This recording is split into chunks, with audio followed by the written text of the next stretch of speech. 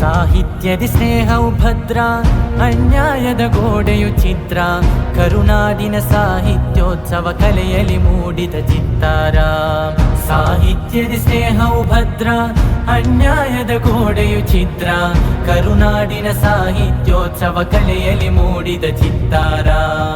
ಅಜ್ಞಾನದ ಬಯಲಲ್ಲಿ ಪ್ರಖರ ಓದಿನ ದೀಪವ ಹಚ್ಚಿರಲು, ಕತ್ತಲೆಯ ಕೂಪದಿ ತುಂಬ ಬೆಳಗುವುದರಿವಿನ ಕಂದೀಲು. ನಸುಕಿನಲ್ಲಿ ಅರಳುವ ಹೂವು ಕನಸುತ್ತಿದೆ. 989 പോയിന്റ് കരസ്ഥമാക്കി ബംഗളൂരു കരസ്ഥമാക്കിയിരിക്കുന്നു. രണ്ടാം സ്ഥാനം 1306 പോയിന്റ് കരസ്ഥമാക്കി ദക്ഷിണ കന്നഡ ജില്ല വെസ്റ്റ് കരസ്ഥമാക്കിയിരിക്കുന്നു. ഒന്നാം സ്ഥാനത്തെത്തിയിരിക്കുന്നത് ദക്ഷിണ കന്നഡ ജില്ല ഈസ്റ്റ് കരസ്ഥമാക്കിയിരിക്കുന്നു.